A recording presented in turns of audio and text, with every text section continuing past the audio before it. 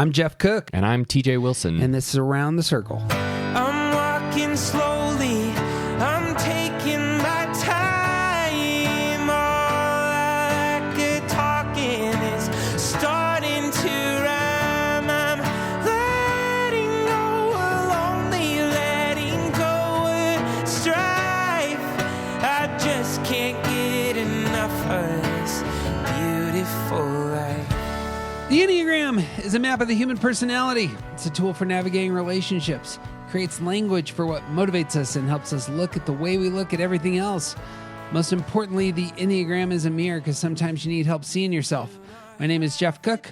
I'm a philosopher and writer in Greeley, Colorado, and with me is TJ Wilson, businessman, lover of theology, and Enneagram ninja. Hello. My man. Hey. We are halfway to the dark side. Halfway. Are we supposed to turn back at this point? We got a list of 5 steps, and we're on number trace. Okay. All right. This actually is a pivot point. We should have turned back, but just in case we kept roll right on going, which I realize doesn't happen in real life, but just in case it did. It does sometimes. Maybe one listener out there. Maybe it's just you and I talking about where we Right. need some work. We're talking about places that we settle. We're going to use a fancy religious term for these and call them idols. There are some things that idol is a good ancient kind of image. Mm-hmm. Idol is something that is kind of shiny, kind of attractive, lacks all the power that you might ascribe to it. Right. And sometimes in Enneagram world, with our type and our motive, we ascribe power to things that really don't have much power, but we consistently hold them up as something that's going to be a place of rest, refuge, a place of strength and power, all sorts of things that we think our idol might give us, and they don't. Right. Yeah, idols are like, it's basically like the statue representing your god, and, you know, you make sacrifices to the statue, and you pray to the statue, and you turn the statue itself into the thing that gets all of your allegiance and whatnot. And at the end of the day, it's just a statue. So who knew that wood couldn't make the rain come? I did. Who knew that lots of ladies in bikinis wouldn't show up if I drank that light beer? It just didn't happen. I bought the beer just like the ad said. That's what the ad says. The ad said. I bought that dish soap and nobody wanted to have sex with me. That's a Don Miller joke, by the way. Well, part of this podcast, we're going to just summarize a lot of the stuff that we've already covered. So we're going to just walk through a couple of the steps, and you'll notice that the movement from our motive to our fear to the things we avoid to here, this idol that we settle with, the steps are just very easy, very simple, and all of a sudden we're in a bad spot. Yeah. So that's where we're going. Yeah, if this is if you have not listened to the previous 2 episodes, you might want to pause here and go back, because we lay a lot of groundwork for what's coming, and like those steps. It's nice to see those steps sort of roll into each other. Yep. And this is part 3. That's it. I want to ask you, did you have an idol growing up or something like that? I don't know if that's a lame question. Well, I grew up this, Catholic, so yes. Oh, I meant like a football player or that kind of idol. rock star. Not really that I can think of. We talked a while back about a director that you really like who really crashed recently. And it's when your idols, that you're like, man, I really looked up to that person, then crash. Yeah. But look, I don't know if this is 9ness or if this is just me or what, but I feel like it's easier for me to separate the art from the artist. Oh. Than it is for a lot of people. Like there are so many people who have fallen from grace in the last 10 years that a lot of my friends, people I'm close with, and a lot of the world are like, no, we're done with that person. It's like, okay, but does their skeeziness, does it really eliminate the art that they've already put into the world? Yeah. Because if that's true, then we need to go back through history and eliminate a ton of our history. Truth. Of all things, I'm having the opposite experience right now. I'm watching this fantastic documentary by Ken Burns on the Roosevelts, and watching Franklin Roosevelt's wrestling with polio, the loss of his legs, and how he navigated not showing the public that he couldn't walk. Sure. And just the multitude of things just to appear as though he was strong is just insane to watch. And just gave me huge respect for someone who I was just like, yeah, he's the Depression president, Right. kind Yeah. of thing. Yeah, I get that. Really good stuff there. Anyway, all right. Well, we have started with the twos, and I like starting with the twos. You ready to go with some twos? I love starting with the twos. It works. This is painting with a broad brush in some ways, but twos, for the most part, believe that if they just earn the love of others, they'll get the attention that they crave, and this will make them happy. And so many twos will describe being fearful of being unwanted. It's the opposite side of love, and therefore they're going to avoid coming across as needy. They're going to avoid their own neediness. That's the setup. That's the downward slope. It starts with, I simply want to earn your love, and it moves to fear, moves to avoidance. And here we are. Twos, avoiding their own neediness, are going to settle on an idol. And that idol is of being needed or appreciated over the genuine care and love that they actually crave. You want to talk about the difference there between mere appreciation and genuine care? Yeah, and I think starting off with twos is a great way to do this, because twos spend so much of their energy earning the quote unquote love that they think they're looking for. So like they really want to be attached to people. They want people to care about them in these genuine, heartfelt ways. And their idol, the thing that they settle for, is not being loved, but being useful, being needed, being a necessary part of someone else's life, essentially turning into a tool. Yep. For the people around you. And like this comes with relational language and sort of like flattery. There's a lot of, you're so necessary to me. I'm so thankful for the things that you do. Like this is what twos, like, they eat that up because it's a representation, it's a statue pointing to the thing that they actually want, which is legitimate, full-on relational care and love.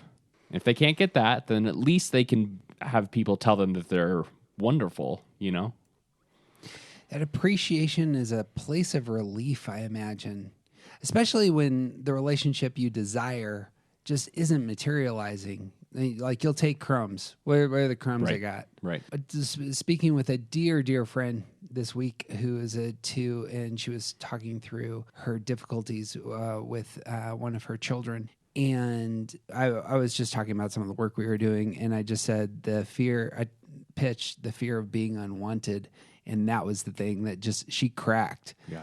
And it was, this is what I don't feel in the relationship I have with my child. I don't feel wanted by my child. And so any kind of appreciation, any kind of, hey, can you help me do this? Yeah. Might be just, oh, okay, there it is. That's There's the thing that something, I've been yeah. craving. Yeah. Even if it isn't genuine. This represents at least the attachment that I'm looking for. Yes. It doesn't represent it the way I want it, but it's at least something. Yeah. Getting to that, how do we establish relationships of genuine care and love? This will be one of the real struggles for twos, to have on their radar what is tangible, depthy affection. And as you were saying, I love the idea of, I've entered a relationship where I'm just a tool, and yet it's somewhat satisfying. Right. That's something. And I think because the steps have been followed, because like they want love and care, which means they fear being unwanted, which means they avoid their own needs. I think like the next step of like falling for this idol is part of how the progression happens. Like because they avoid neediness, they actually avoid some of the real genuine connection that is needed for Yes. a real relationship. That's it. Coming across as always serving doesn't create a reciprocation there. Right. If you were out of touch with your own needs because you don't want people to think that you're needy, then you're not sharing a part of yourself with another person. Yep. And the thing that you're settling for is a one-way relationship. The thing about idols is they appear to have power. And for 2s, 3s, and 4s, I want to say they have the appearance of power in overcoming their underlying feeling of shame. It's like what we really want is the ability to act without shame. This person appreciates me. This person, has told me that I'm necessary in their life, that I'm needed. Notice how that kind of calms that depthy underlying feeling of the two. Right. Oh, I can live without shame because I'm needed here. Right. And But and it's not the genuine care. the effort that I've put into earning this affection goes rewarded. Yes. Yeah. Yeah, your stance has paid off. Right. That's a good one. I want to pitch for us because all of the types are going to get to this spot and say, yeah, so what do I do? What else? If it's the case that I can't, for the 2, if it's the case I can't grab hold of the genuine care and love that I really desire, what do I do? This is where the Enneagram pitches something prescriptive, and it pitches the virtue for each of the types. And I want to suggest that this is a good landing point for our hearts. It's a place that we can routinely in our minds go to in terms of saying, have I walked off a healthy path? The virtues for all the types have real power. And for 2s, the virtue is humility. You got thoughts on how 2s and humility go together? I don't think that humility is, and I think this is going to play out pretty cleanly for a lot of the virtues paired with the idol, but I don't think that humility is a way to dismantle the idol of the 2, but I do think it is a way to allow yourself to turn away from that idol. Like I don't think it'll get rid of it, but I think it'll give you opportunity to not give that idol as much power, giving yourself an opportunity to see that idol is just a statue. So the idea of humility, leaning into and embracing humility, will require that you don't ask for the appreciation. You don't seek the recognition of like being attached because of the things that you're doing for people. You can start to genuinely do things because it's helpful. And as you move in that, you start to recognize that like the appreciation that the thing where people say, "Oh, you're so useful to me and I need you in my life," that doesn't have as much power. And when you don't need that, you can actually start to develop relationship a little easier. Yeah. What I heard with humility in this pairing is that this is going to attack your avoidance of neediness. Humility means that it's not self-abasement. Humility is simply allowing yourself to expose that you're a human being, that you have needs like others. And as we were kind of saying, that invites others to come into your life who do genuinely care about you. Right. And you'll know they genuinely care about you because they are authentically meeting your needs. Right. I love this idea that it likewise goes against the seeking of appreciation that 2s may struggle with in terms of really fishing for that. Like, I have met your needs. Now you owe me. Right. And humility says, you're not the one and only solution. Isn't that how that would go? I mean, yeah, it comes back to we use this phrase that we were given by Suzanne Stabile a lot, the idea of like, what is yours to do?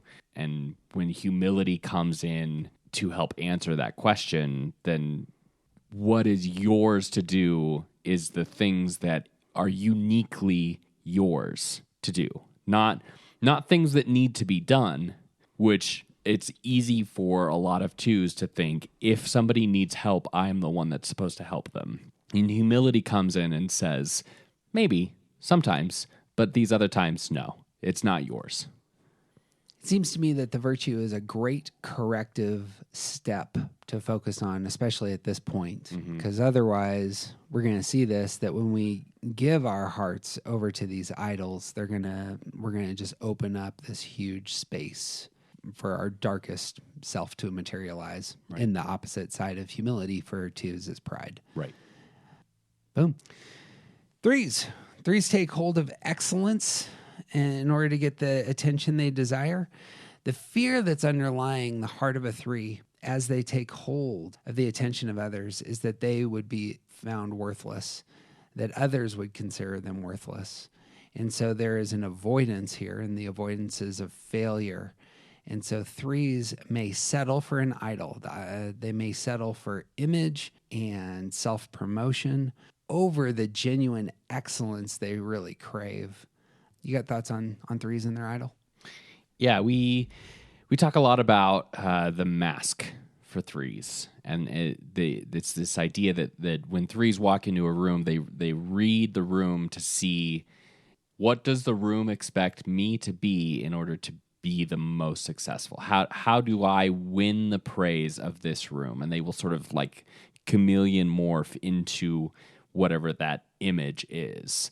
And so like they're constantly wearing this mask, and they fear is that the thing underneath the mask has no value. And so what better way to avoid that fear than to make sure that nobody ever sees you fail at anything? And so what they settle for is that image. They hold up the mask and they say, look at how great this mask is. Isn't this mask worthy of praise? When what they actually want is the thing underneath the mask to be worthy of praise. The image and even creatively shading one's accomplishments can get a response. It might be a fulfilling kind of response, just like appreciation for the 2s, but it's not the rich, deeply satisfying response that the 3 actually wants, right, of others truly understanding the excellence they bring to the world. Again, image appears to have power. Right. Lots of likes or shares or however that materializes in your world. And it's overcoming that underlying feeling of shame again. Right. It's if others think I have a great image, then I can escape the shame of my past, the relational anxiety I may feel. Clearly, other people think I'm special. And there's a real sense of so a lot of 3s, most 3s are actually really excellent at the things that they do. They put excellence into the world because they want praise for being excellent. And when 3s, a lot of 3s who have experienced things that sort of break them of this cycle, they're able to recognize that the excellence that they're putting out into the world is not a representation of their true self. It's actually a reflection of what they think people expect of them. Yes. And so like that, you lose yourself there. yeah, and they're receiving, they are doing excellent things, but they're receiving praise for doing things that people expect of them, not for actually being excellent. Yep. That goes towards the virtue prescribed for 3s, which is authenticity. And I hadn't put my thumb on it till you said it, that authenticity requires the 3 to find their own value Yep. in their own eyes, Yep. and then present that to the world. Right. Yeah.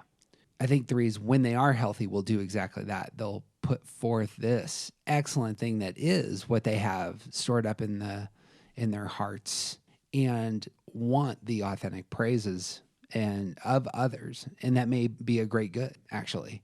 But notice it's not shaded, and it's not coming from a place where they're just meeting the appetites of the audience. Right. And it requires that they're also in touch with and honest about the things that aren't excellent, which is one of the few ways that you can know if people really care about you, if people really think that you're great, is if they've seen you at your worst and they still care. Mm-hmm. But if they've never seen the worst parts of you, then whatever praise you're experiencing isn't full depth. It isn't the kind of worthiness that threes are looking for. One of the things that's on my radar recently is that where fours have this radar for beauty, threes have a radar for glory, for what's actually like praiseworthy at these high levels. Yeah. Real interested in some stuff going on right now in the world politically. I don't know if you saw this, but Arnold Schwarzenegger put out a video just a couple days ago that is really interesting. I'm just typing people I don't know. Schwarzenegger, very likely a 3, comes from an impoverished Eastern European, country. Right. And he wants to go into bodybuilding. He wants to get in a swimsuit and get up on stage in front of everyone. And he thinks this is amazing. And his heart is just drawn to it. And his family thinks he's a lunatic. Yeah, me too. And but it leads to this career of physical competition, and he's part of the whole revolution in exercise that's kind of coming in with the 80s and 90s, and he then becomes a movie star, and et cetera, et cetera. And then well, you'll know this. Galvanator. His connection not only to Eastern European culture, but to Russia has been robust. He apparently is one of 22 people that Vladimir Putin follows on Twitter. Huh. And he came out yesterday using that platform to say something to the Russian people and specifically to Russian soldiers. And he built it up with how much he appreciated Russian culture and how one of his heroes had been the first man to lift 200 kilograms over his head. And this was a Russian bodybuilder. And he had his poster on the wall. And this was a guy they always looked up to. And he was just over and again praising what was praiseworthy in Russian culture in order to drop the bomb. And that is, you are, essentially, you're better than this. You're more worthy than this. Like, this is not for you. And then he told the story of his father. And I had never heard this story. His father fought for the Nazis. Oh. This is something that a 3 might avoid saying. Yeah. That might be the first time he's ever said it in a microphone. This is the authenticity that came out all of a sudden. And I just start weeping. I cry at everything, but I started weeping when he started telling that part of the story. He started talking about how his father had fought for a worthless cause. And his father had been at the Battle of Leningrad and had suffered a severe injury that broke his back, and he had shrapnel in his body for the rest of his life. And every time he hurt, he was reminded that he felt shame at his past. And Schwarzenegger then said, don't be that person. And just elevating what all that these people could be. Yeah. And it just was, I found it really moving. And it came out of this place of this 14-year-old who wants to just lift weights and be up on a stage, flexing his arms, but seeing that and that's his dream, and then pursuing that. I don't know if that's making any sense. It makes sense in my mind that he's pursuing the authentic thing that he was really drawn to, and then elevating it in his heart. And then years and years and years and years later, it has like potentially world-changing power. Right. And it's an opportunity for, he gets to be the best version of himself in this moment, and that requires authenticity. It runs the risk of alienating millions of people potentially that True. are fans of his, people that have he's running the risk of losing acclaim by saying what he believes in his heart. So too, one of the things he mentioned was that he's not just calling out Russians because they're in a different country. He said he did the exact same thing 4 days after January the 6th to people who are in his own political party. Right. He obviously was a Republican governor of California. And I just find that deeply courageous. So, and a healthy expression from a man he's an old man now. He's not the same dude. Right. As it were. Right. Anyway, I found that worthwhile. Anything else on 3s and authenticity? Nope. 4s are going to step back for significance, to give themselves the attention that they need first, and then to pull others into that. 4s are going to fear being inconsequential.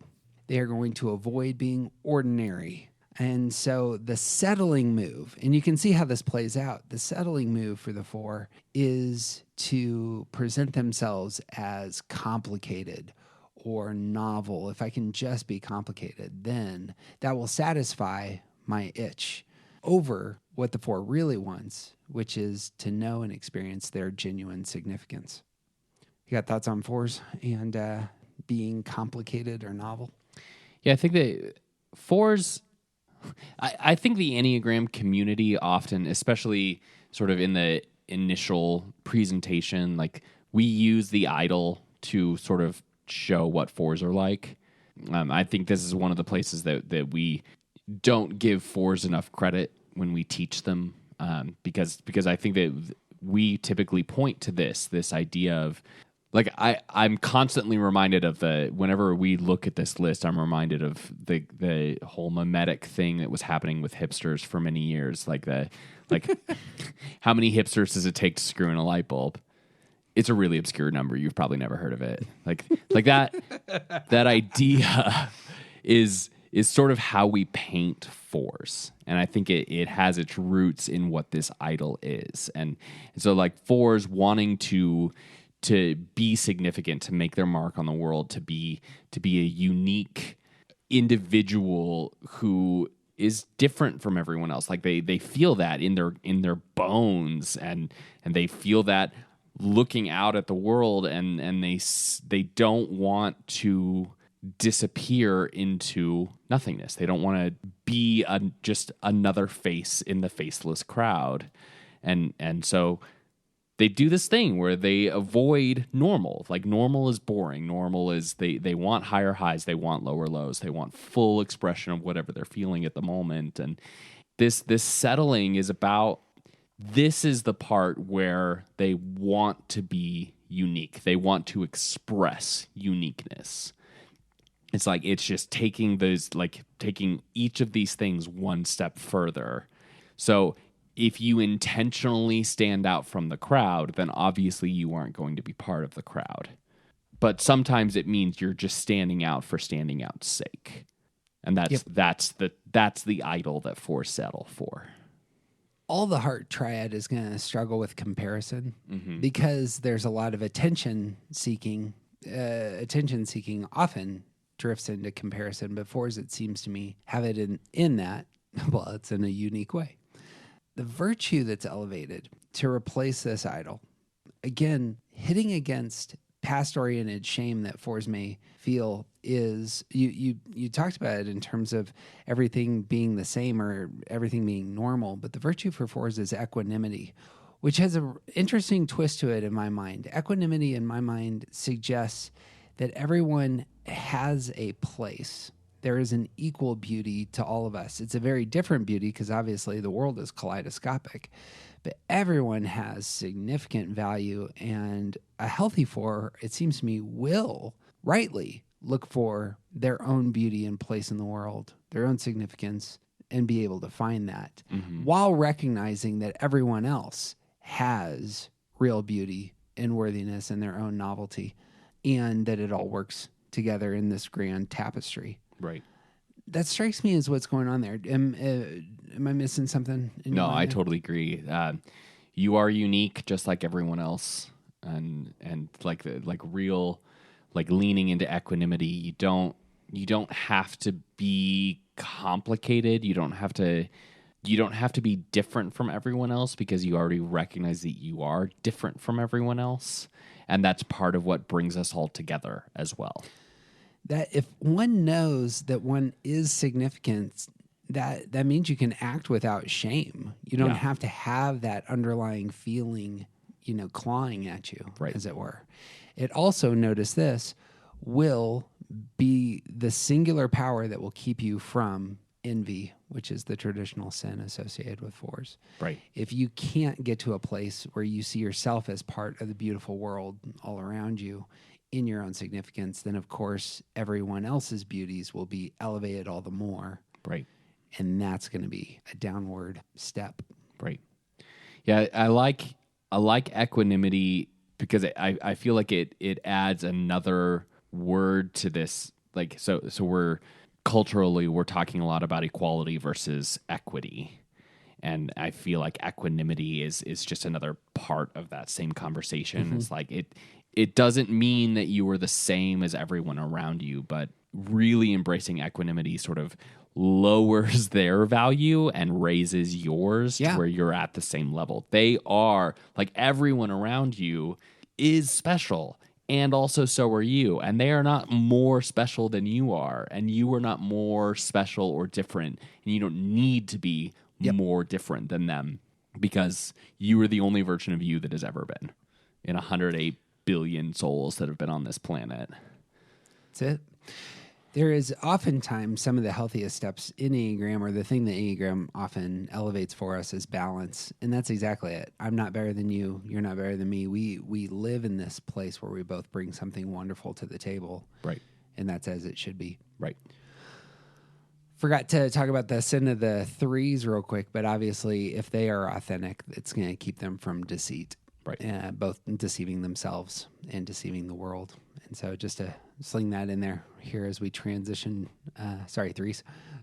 You're fine. Move on. Transition to the fives.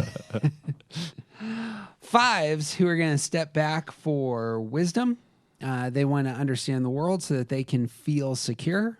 Fives are going to fear being incompetent. If they're incompetent, clearly they may be vulnerable in those ways. And so fives are going to avoid depletion, avoid perhaps involvement. We talked extensively about those two terms. Right. Do we have another term? Emptiness. Emptiness, that's right. Yeah. All of those have that feeling of fives are very aware of their resources. Right. And as such, what fives will settle for are securities, both the security of mere knowledge or of capital, or the tools. I'm going to sit back here with the resources that I know will keep me safe, and I'm going to hoard them. Yeah. So long as I have enough information, I'm going to be safe. Yep. So long as I have enough money in the bank account that I don't ever touch, then I'm going to be safe. Instead of pouring themselves into something that actually truly is everlasting, which is wisdom, and being grounded in that space. Wisdom allows one to actually act in the world, whereas the opposite posture, hoarding my knowledge, know more and more and more and more, that can be stagnifying. Yeah. Right. Is that a word? Stagnating. Stagnating. I think that's the one you want. Yeah. Yeah. Yeah. And like, getting more information does not and cannot make you wise. Wisdom comes from something else. And there's even idioms about how the more I know I don't know. Like wisdom helps recognize that having that much knowledge isn't actually valuable.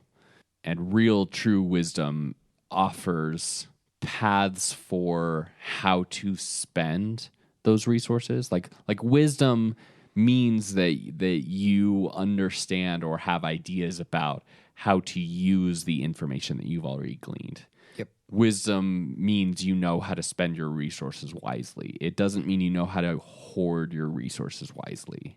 That's actually a worthy. I hadn't thought about this. I should have thought about this, but the idea that I know nothing comes from Socrates, and Socrates famously is a poor person because he doesn't have anything to sell. He doesn't have knowledge to sell. He knows nothing, so he can't sell his knowledge, and so he's a stone cutter.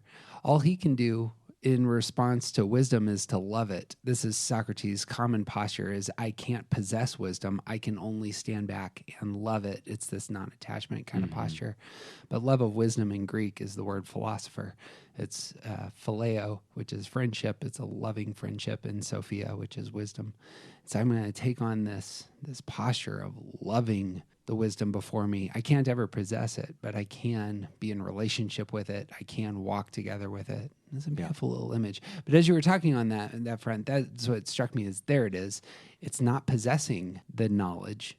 It's being interactive, immersed in a richer level of understanding the world and one's place in it that is both cognitive, it's in your head, but it's also very active and it's very emotional. All those are required. Yeah. again, we come back to balance. Right. All right, that was an epiphany for me. So. I like it. And it also feeds really well into the virtue. Yep. Because like the wisdom says that you can't own wisdom. You can just be in a relationship with it, and the virtue for fives is non-attachment. Yep. Like this is a great way to think about non-attachment as a virtue, specifically for fives, because you can't own the things that you're trying to hold on to, and letting them go actually helps you have a more appropriate relationship with it. Like there's this idol for fives is so much about protecting something that you can't actually keep. And I'm thinking about like, if as a five you need to make sure that you have this amount of money tucked away safely, well, what happens if that mattress catches on fire? You know, like you can't protect all of it forever. And thinking about knowledge, if you're hoarding knowledge, then you're not using it correctly. You're not doing something with it that contributes to the world. And particularly thinking about knowledge about how to do stuff, if you aren't doing the stuff, then you don't have full and complete knowledge. Yep. And non-attachment helps recognize that these resources have to be used. They're not to be kept, they're to be used. Yeah. The thing that was striking me as you were talking was that if something can be possessed, it probably isn't as valuable as we might think it is. Yeah. That is the most essential, life-giving things in our experience are things that cannot be possessed. Right. You can't possess love. You can't possess. I've heard the Beatles tune. Can't buy me love, man. Right. Actually, Pearl Jam has a great line. Vedder has a great line. It's I can't buy what I want because it's free. Yeah. And there's a move that what I really want is the deep love of others, the beauty I experience in the world. Even security, as you were saying, there's no possible way you can be altogether safe, as it were. Right. There's no level of, you can always add more fire alarms or Right. Well, and even like there's good evidence that like the more security you have, the more afraid you are. Like thinking about like actual security, like fire and security systems in your home, cameras and gates, and like there's evidence throughout human history that the more secure you are, the more nervous you are about being insecure. Yeah. And if you can own security, then that wouldn't be a true thing. Common reminders every time you see the control panel for your house alarm. Right. I suppose we're in trouble right now because of security concerns. A lot of nations have nuclear weapons because they want to feel safe and secure, and they, in fact, become the problem that makes us all insecure, as it were. And like we've done this discussion before, but like if you really want to make your country secure, why on earth would you have enough nuclear weapons to destroy the whole planet? Like at a certain point, you're making yourself less secure by trying to be more secure. 5,000 nukes is too many. It's just a Greek tragedy waiting to happen right there. Yep. Well, the sin, if one doesn't embrace non-attachment as a five, clearly the dark path moves further into greed and hoarding, which we'll talk about next time. Right. Sixes want to earn the fidelity of others, want to land in places where they feel secure. I imagine if they do this, they'll be able to trust themselves, but they fear lacking support. There is an avoidance here. It's avoidance of hope and trust. There's always dangers out there. Don't want to trust myself. Don't want to trust others. Don't want to hope in my own abilities or perhaps the reliability of others. All of this leads to sixes settling for pockets of safety. Right. You want to talk about that idol of safety in the heart of a six? Yeah, I think this is what has to do with. We talk a lot about sixes aligning themselves with some type of authority or hierarchy or system, and this is the place where they find themselves sort of not at peace, but so long as I'm inside this fence, I'm safe. And that's what we're talking about. That's the thing that they settle for when like the world it's a wild stallion who's concerned about mountain lions and deciding to be inside this rancher's fence because that's where they're safe from the mountain lions. Yeah, that's a good And they illustration. could be running free, like eating wild oats and like doing all of the things that wild horses. I don't know anything about wild horses, but I actually was in the mountains just yesterday and drove past a flock of wild horses. They're incredible to see. When Sure, you see yeah. horses in the wild, it's really different. It's just, and it comes across exactly like that. There's like a strength there that's very different Yeah. from what you see with other horses. Yeah. Horses in captivity, as it were. right. Settling for safety is something that actually steals strength from you because you don't have the opportunity to trust in your own abilities, your own knowledge, your own intuitions, your own coming to the world and achieving the thing that you want. Yeah. Right. Well, and speaking specifically to the idea of like fidelity and connectedness and like being in true trusting relationship with people or systems or things or ourselves, like the thing that sixes are settling for is the fence when what they could have is an expectation that they're going to come home at night.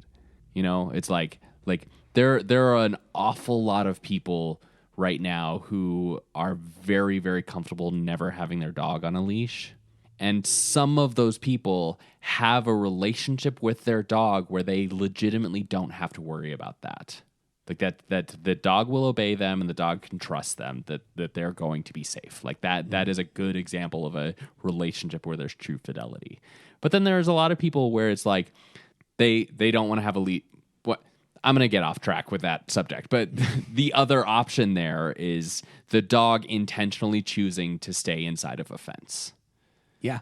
And like what they could have is the opportunity to roam and move and like be in a genuine trusting relationship with another person. And what they settle for is a clearly outlined set of rules. I hadn't thought about this, but all these things that are settled for are substitutes that fill our hands. And when you fill your hands, you can't grab the thing that you actually want. So like one, you know what I mean there? Yeah. Like if you have grabbed a hold of actual safety, you cannot have the genuine faith in yourself, Right. trust in others that you actually desire as a six. Right. That actually works for all the types. Like I recall us saying that about the twos. Like if one is avoiding one's own neediness and just pushing for appreciation, you won't ever get a chance to actually experience the authentic love and care that could be available Right. there. Or threes. Threes is a better example. If you keep promoting an image as opposed to your genuine excellence, nobody will see your genuine excellence. Right. Because you're never putting it out into the world. Yeah, you're clouding the field. Yep. I bet you it works for all of them. Yeah, C.S. Lewis has great work on this called The Principle of First and Second Things. There's an essay, you can find it. It's in all of his writings, but if you look it up, it's really good. But it's on this in terms of if you settle for secondary things, you will lose not only the primary thing that you actually desire, but you'll actually lose the secondary thing in the process. Right. And I imagine there's a handful of sixes who could tell stories of that. Like I doubled down on safety and I didn't get safety. Right. You know? Right. Well, and I think that the sins conversation will play into this, and like I think part of this conversation that we're not necessarily going to have will have to be about like the fact that like there are things that will happen in the world, and if you're settling for something when you're actually looking for something else, then like the world is probably eventually going to take away the thing that you're settling for. Yeah. Because the thing that you're settling for isn't real. It doesn't have real Yeah. value. That's what it is. It doesn't have any power. So if you settle for things that don't have power, clearly when the rubber hits the road, it's not going to be lose that available. thing. Right. Yeah, it's not going to meet the task at hand. Yeah. Obviously, again, the faith in self that sixes really need to be healthy, the faith in others that they need to be healthy is going to be opposed by the sin that is going to come into their heart, and that's the sin of doubt. And we'll talk more about that next week. Yep. Sevens take hold of joy. This is a way to feel secure. There's a fear in the heart of sevens of being deprived, and that materializes out there as an avoidance of being stuck. And so clearly the next move, if you are avoiding being stuck and you're just looking for some island to land on for the minute, sevens will settle for excitement. You want to talk about that movement in the heart of a seven? I think that this is another good example of like we teach from the place of the idol for sevens. I think that this is what we present when we talk about sevens a lot. The monkey mind, the always having a foot in the door so that you can get on to the next thing.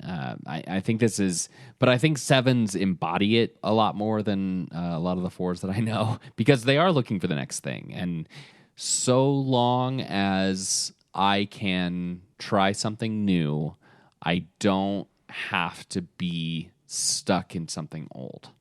Mm-hmm. Yeah, I think this one's pretty straightforward. Like they're looking for real, true joy, satiation, enjoyment of existence, and what they settle for is the next cool thing. To circle back to something I was talking about, that FDR documentary I was watching, but FDR just comes across as a seven. Mm-hmm. You have nothing to fear but fear itself is a great seven line. Yeah. Yep. Yes.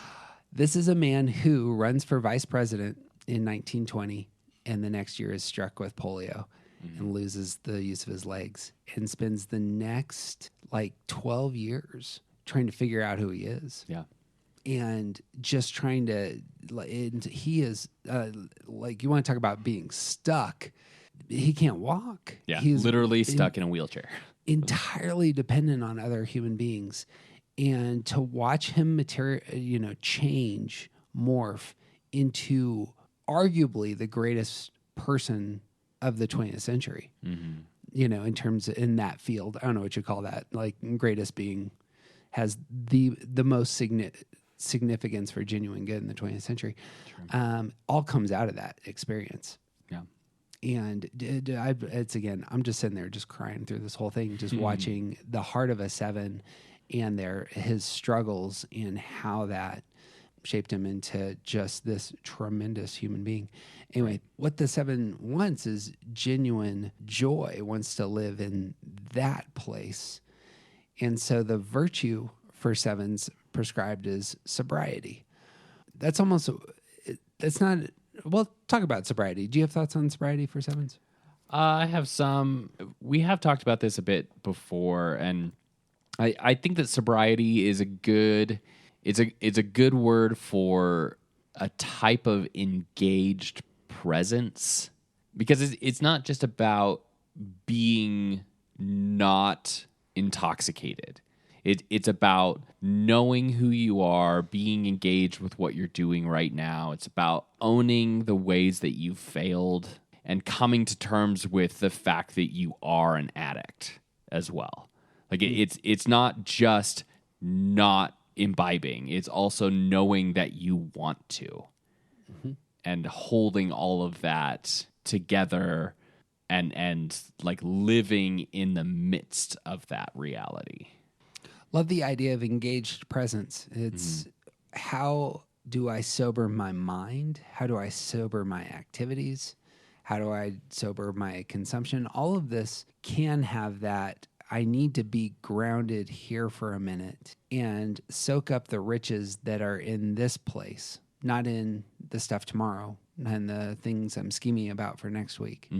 Sobriety can simply be, let's pull it back and richly experience what is here in the here and now. Yeah. And intentionally not take things to the next level, intentionally not need to escape the things that are unpleasant. Like I know I am one of them. I know so many people who use drugs and or alcohol to sort of mute unpleasant situations. Like I drink scotch when we talk because it's a lubricant. It's a way to sort of like get part of myself into the background so that other parts can come forward. And like it's in a lot of ways this is not real sobriety because I'm sort of cheating to get to where I want to be. And for sevens, it's about being in that space all the time. Like that's what sobriety comes to. It's not needing to find the next thing. It's not needing to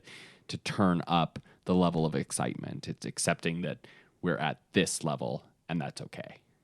And it'll move as things happen naturally. You'll not be surprised to know that the deadly sin associated with sevens is gluttony, and that would be the opposite. Right. That overconsumption is the other alternative if one cannot pause and be sober. Right. We'll talk about that next time. Eights. Eights take hold of agency, or we use the term magnanimity at one point. There is the fear of being controlled for eights that is going to materialize as an avoidance of vulnerability. And so this is where control is for the eight. Settling for control at this point. Control over my spaces means I'm not vulnerable. Control over my relationships means I'm not vulnerable. And that can be a place that one lands, but it's not the genuine agency or the genuine greatness of heart that eights truly desire. You got thoughts there?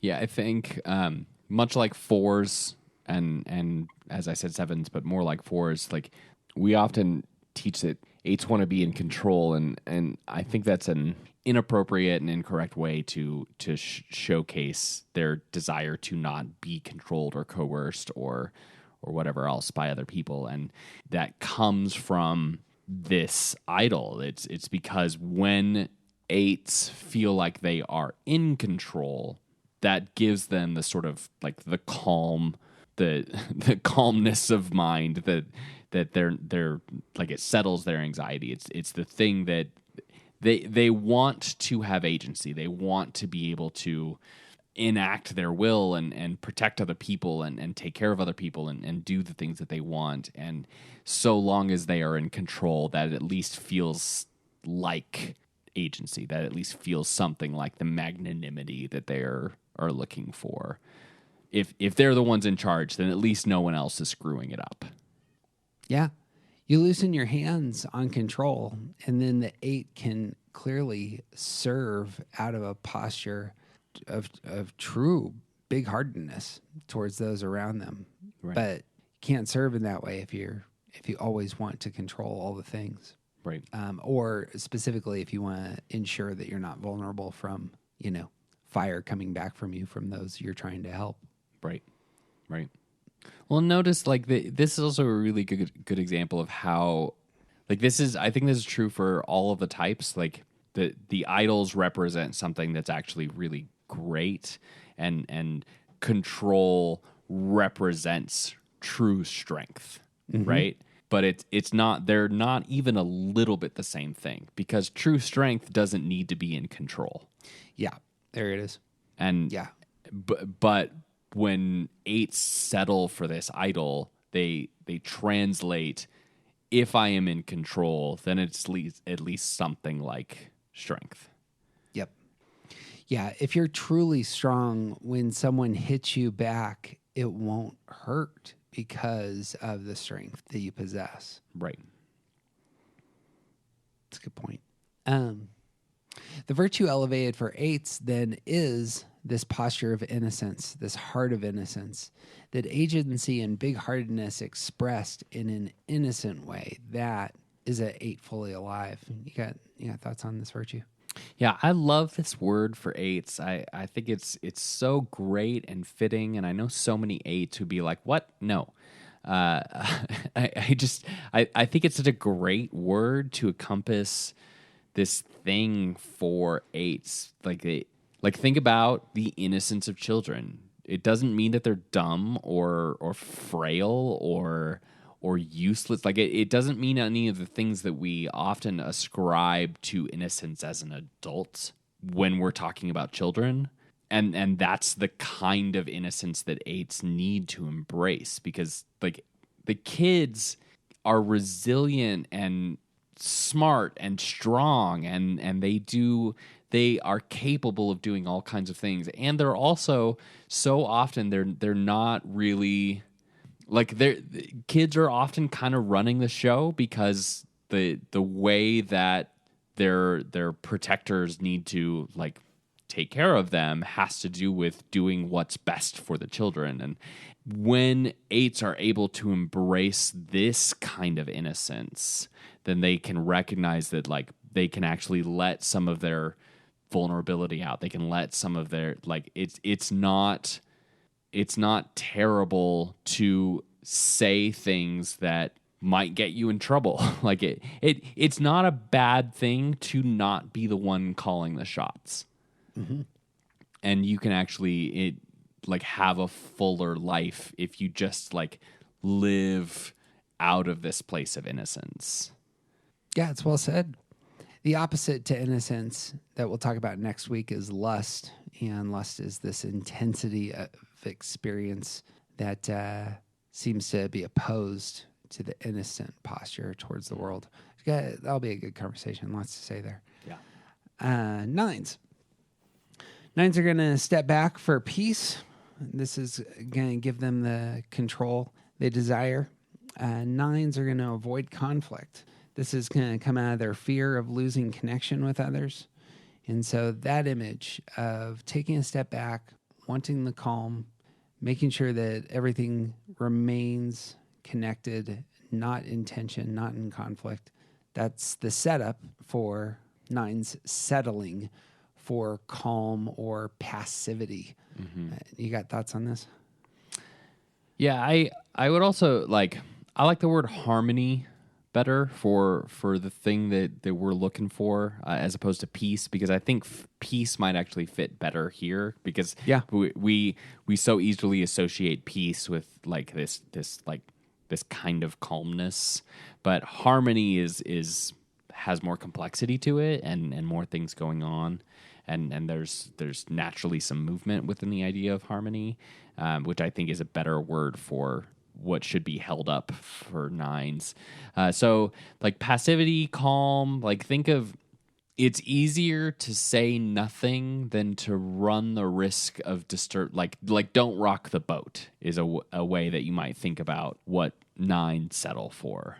It's like don't assert yourself, don't make people uncomfortable, don't rock the boat, just let things happen and let so long as we are never fighting, that obviously means that we're fine. And that's the thing that I'm settling for.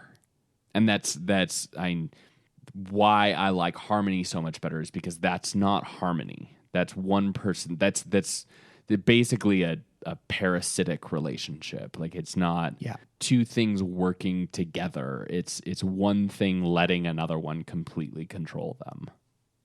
Similar to the 6s who are settling for safety. It's like I'm just trying to find this pocket where there's no friction, tension. I suppose in my head I have this image of somebody just trying desperately just to kind of hold all the pieces together so that they don't move anymore.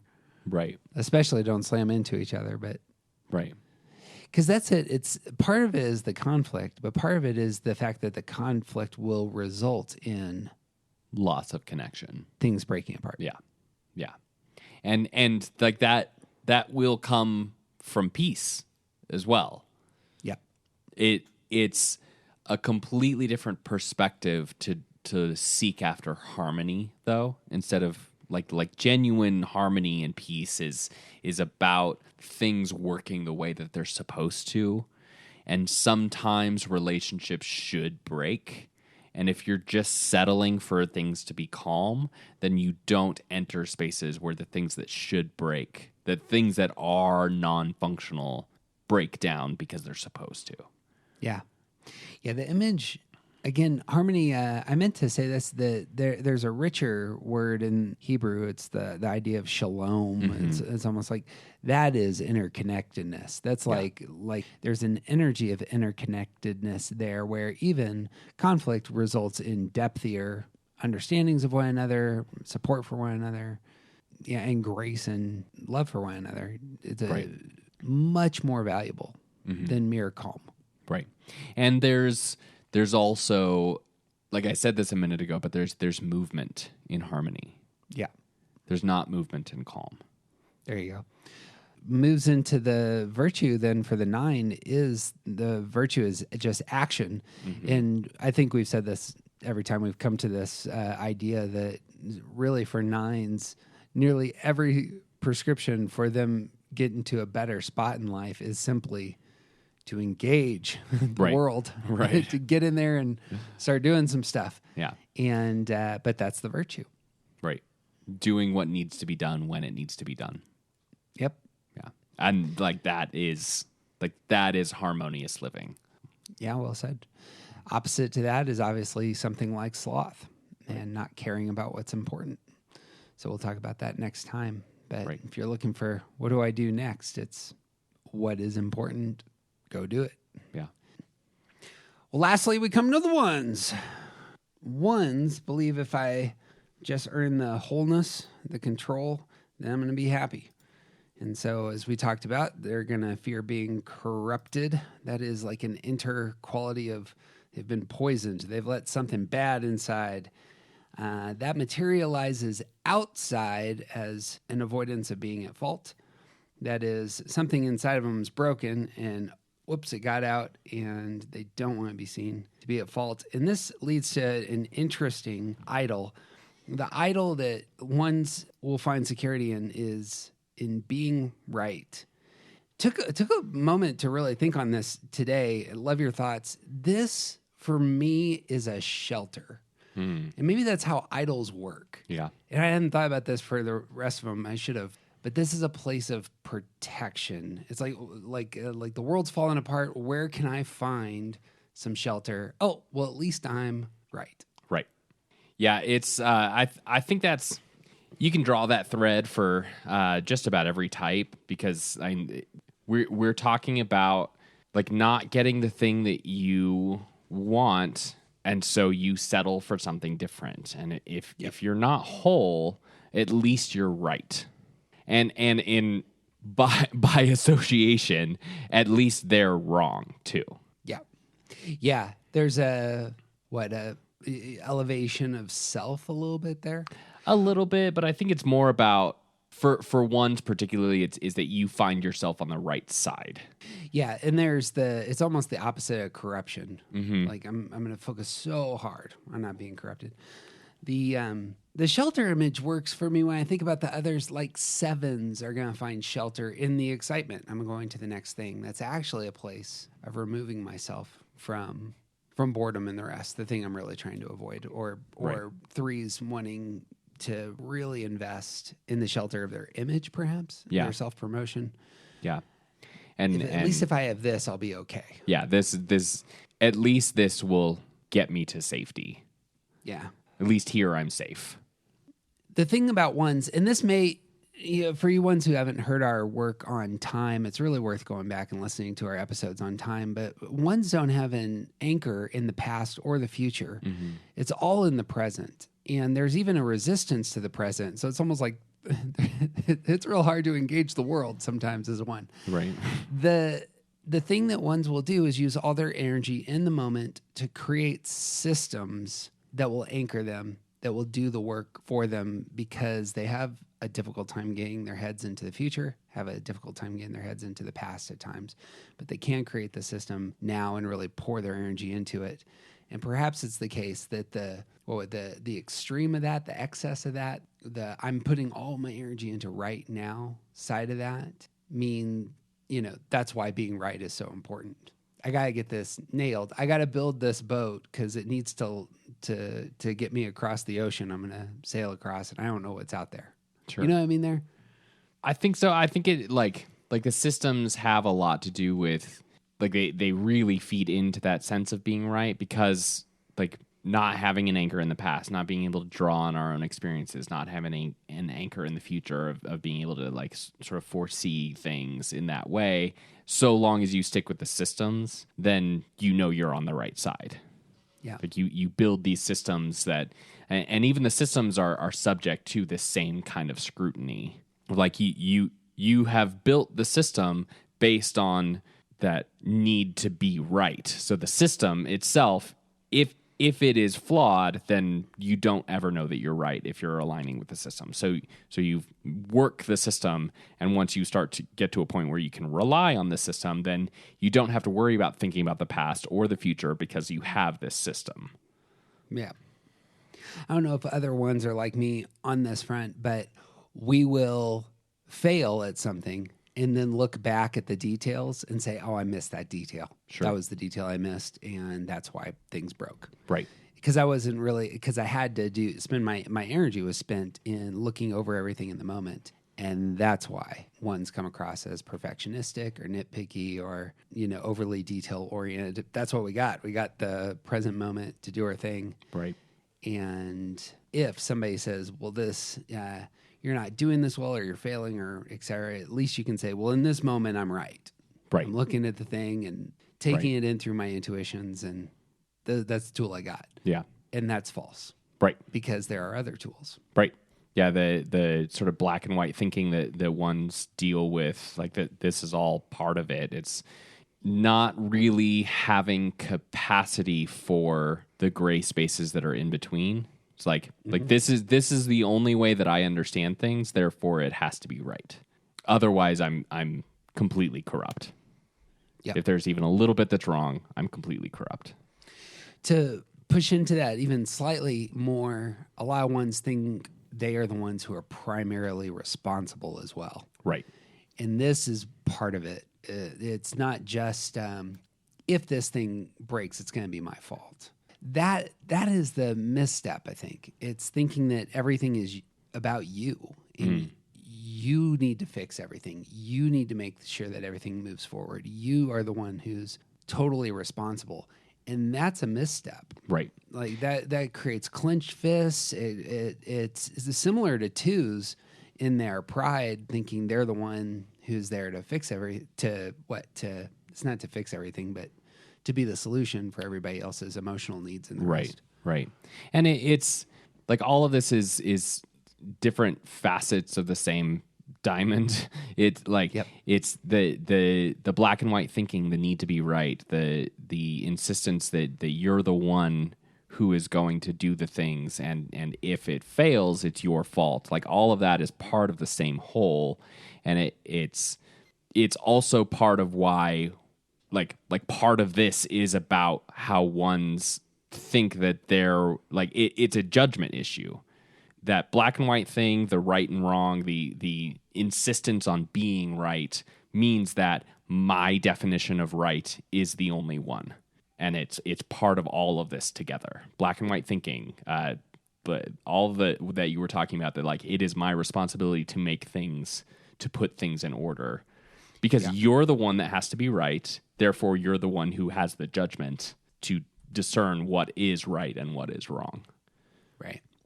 The solution, it seems to me, for ones ends up being the opening of your hands. Not everything is yours to fix. There, you can come to the world with an adventurous posture and allow things to fail. And that posture of mind and heart really takes the wind out of being right. If you have humility, intellectual humility in your abilities to fix everything, and you're just like, look, I'm going to do my best, and your hands are a little bit more open, then the idol doesn't have that kind of power anymore, it seems to me. Right. Yeah, and another way that you might say that is the virtue of serenity. There you go. It's accepting that things are the way that they are. Yeah. And being okay with that. So much to say here, and this, I like your take on that. Serenity is accepting that things are the way they are. Mm-hmm. And like we talked about in a previous episode, like we're not advocating for not having ideals. Like ones, fours, and sevens will all be in the same place. We're not saying don't have ideals. We're saying hold them with open hands. Yeah. Like strive for your ideals. I think I use the shoot for the moon and at least you'll land among the stars thing. Like have ideals, aim for ideals. That's a good thing. You all help us, the rest of us, move toward a better world. That's good and important. But not meeting those ideals does not necessarily mean that everything is going badly. Yep. And it also doesn't mean that, like again, is it yours to do? Are you the person that is responsible for dragging all of the rest of us to your idealistic vision? Probably not. Yeah. Again, humility needs to temper the idealism of the ones. It's real similar to the twos in the idea of what is mine to do for the twos. There's going to be what is yours to build or create, what is yours to fix. Really knowing in your bones, this is what I'm made for, and in that space, giving yourself permission to fail, giving yourself permission again to live with open hands, to understand that in my mind, and I can make this move since I have a belief that God really works in our world. I can trust that there's an ordering to the world outside of my efforts. Yeah. And whether And or not your that's vision. true. Yeah, right. Yeah. Whether or not that's true or not, it sure is psychologically helpful. Right. Right. When I can get there. Because there's all sorts of things that obviously I can't control, that I want to improve, that I simply have no ability to elevate, and can quickly say, well, it's your fault that this is going badly. Right. Bang. That's it, man. Got all 9 numbers. Last word on idols. I like that idea of shelters. You got anything to say about any of the other types and sheltering in your idol? It's bad shelter. I keep coming back to the religious idea of idols, like what idols are, and in the history of religion for our world, and like think about the Greek temples, right? You have this temple to Zeus, and you have this statue of Zeus that exists in this temple, and it's literally a stone representation of something that cannot be contained inside this building. And you bring sacrifices and you pray to this statue because Zeus isn't actually standing there, so you need a representation. You're settling for this man-made image of something that's way bigger and uncontrollable, and you're just hoping that Zeus hears what you're saying to this statue.